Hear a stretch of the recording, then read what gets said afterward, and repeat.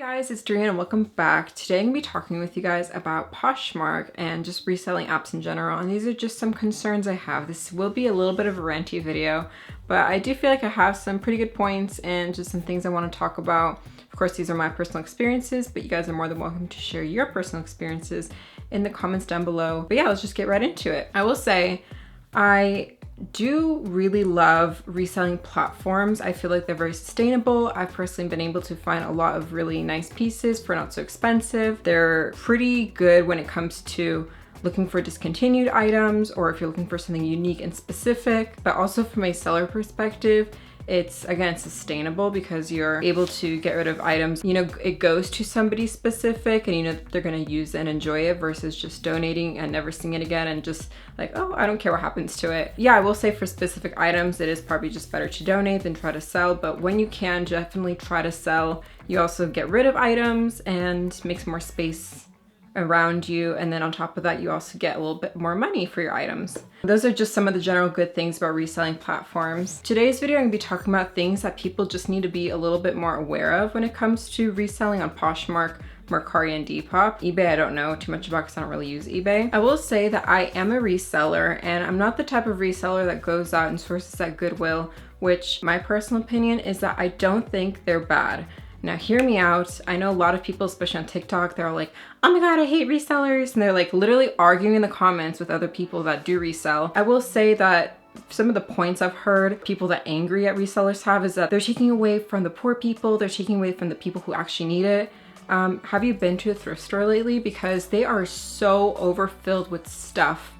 And if someone can go out and source items and then resell it, I personally don't care. There's been a lot of items that I have specifically been looking for, whether it was out of stock or discontinued or whatever the case may be. If someone took the time out of their day and found it at Goodwill or a thrift store and then resold for me and made a little bit of a profit on it, I don't care. Like at the end of the day, I'm getting my items, so I'm happy. There's so many other items and you're not taking away the good things from people who actually need it because there is so much to go around. There's plenty for everybody. Personally, I don't source from Goodwill. I prefer to go to buy, sell, trade stores because for one, it's more curated. Two, most of the items are on consignment. So the person who brought this item in is already paid out for that item.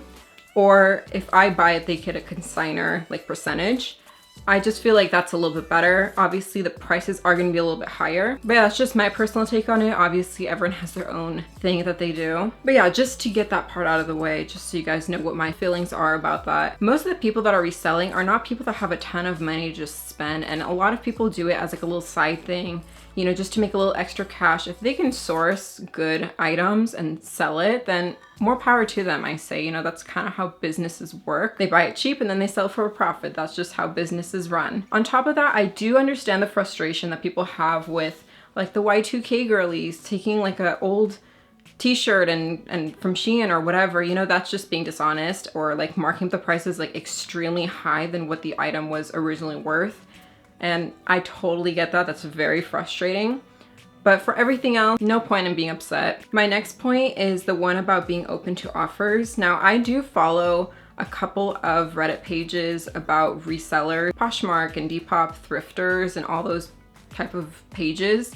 And I do see a common theme of a lot of people getting frustrated when they get lowball offers, and a lot of people, they'll put in their description or they'll put in their bio, low ballers will be blocked, don't contact me, I will out you, like stuff like this. It's, in my opinion, it's just really ridiculous. Like everyone is trying to look for a good deal at the end of the day. Like there's an offer button for a reason, and it's just like, don't take it so personally.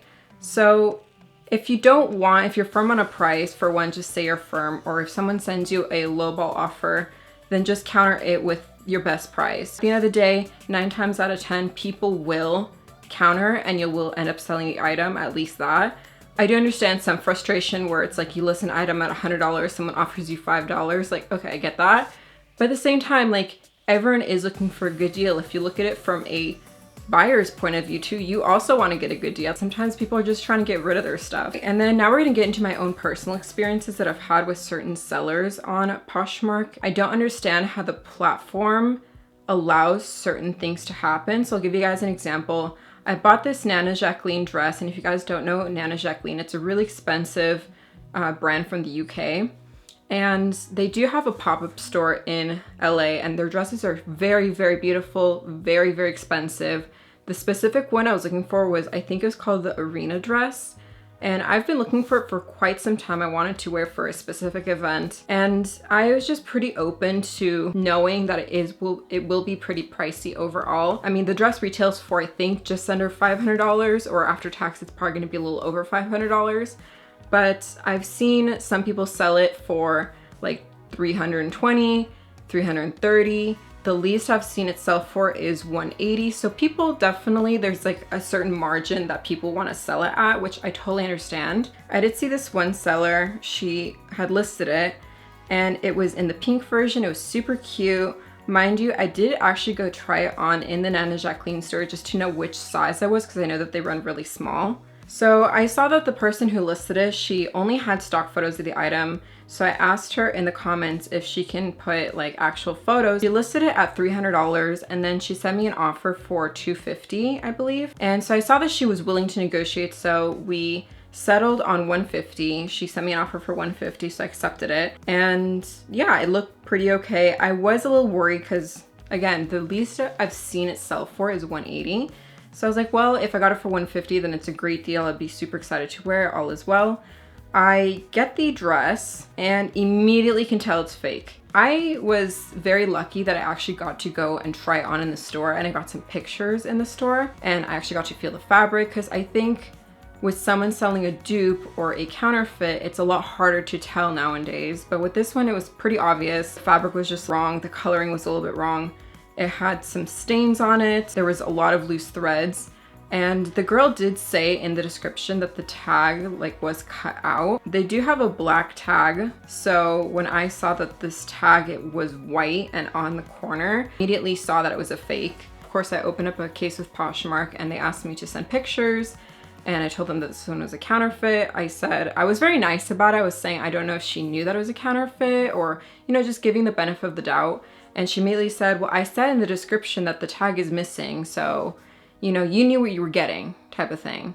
Again, that has nothing to do with it. But then I actually found a picture of the actual information tag, and it has the name of Nana Jacqueline in it. It did say that it was polyester, and then the other material was silk. So I looked in the inside, and lo and behold, you have the picture where it says polyester, and it's just like a little tag, and it was made in China. So definitely was not the dress. And as soon as I sent that to Poshmark, they approved the case. Now this is where I think Poshmark was not in the right, and that was that they asked me to send her back the dress, and only then they'd release my funds. I know that on like Depop and just overall, it is illegal to ship counterfeit goods, and obviously this dress was trying to be something that wasn't.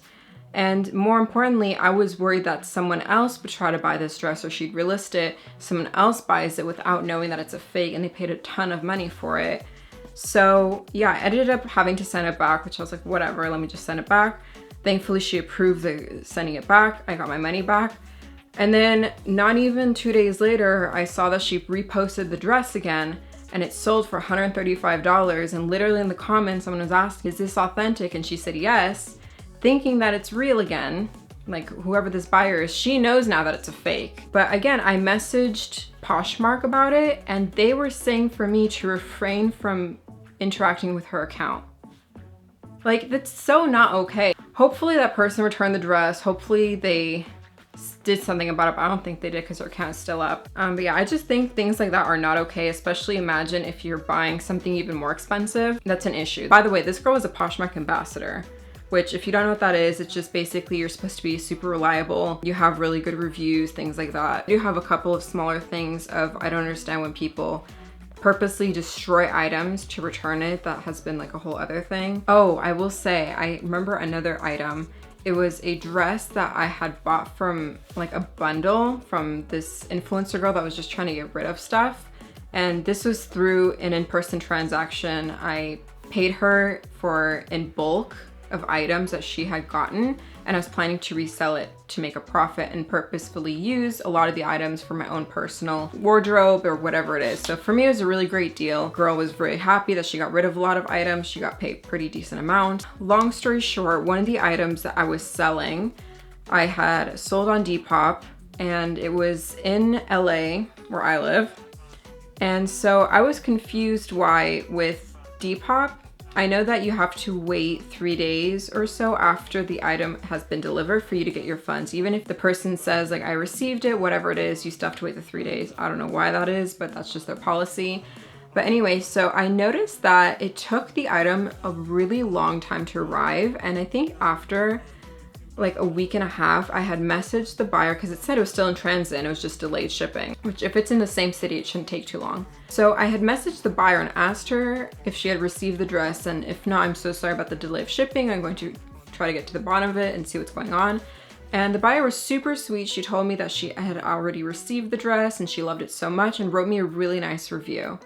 And so I messaged Depop about it, and they said that they will look into it. And by the way, I sent a screenshot of the buyer saying that she received the item. She was super happy with it, thinking that Depop would just immediately release my funds. But no, mind you, this wasn't an expensive item, but still, this is not the point. The point is that Depop ended up wrote me an email saying, we are so sorry, but it looks like this item was lost in transit and we're releasing the funds back to the buyer. Which again, the buyer told me that she already received it, and I looked and they took the money out of my bank account. It was just so frustrating. And so I let the buyer know, and thank God she was so nice, and she had actually just paid me on PayPal, and she even paid me more money than she had paid on Depop originally. So I even let her know like, oh, because that we're not going through fees and all that, like just pay me less than that. Just pay me like the original price instead of like after fees and everything. And no, she sent me the full amount and a little extra, which was so sweet of her. And of course, I got so lucky with a buyer like that. But I can't imagine if this was a very expensive item, or if someone had gotten a buyer that was not as nice as that one and just like, well, I just got a dress for free and I got my money. So like, sorry, you're out of luck. Depop just told me to open a case with USPS, like it's insured, just have them pay it out, which again, why are you putting it on USPS to deal with paying out one of your sellers? Like, I don't understand that. I don't feel like that's okay. Yeah, again, this is not meant to be attacking anyone personally. This is not, it's just an informative little ranty video. I'm sure if you guys buy or sell on these platforms, then you've had probably a couple stories. I really hope you guys enjoyed my little ranty video, and I'll see you guys in my next video next time. Thank you so much for watching. Bye!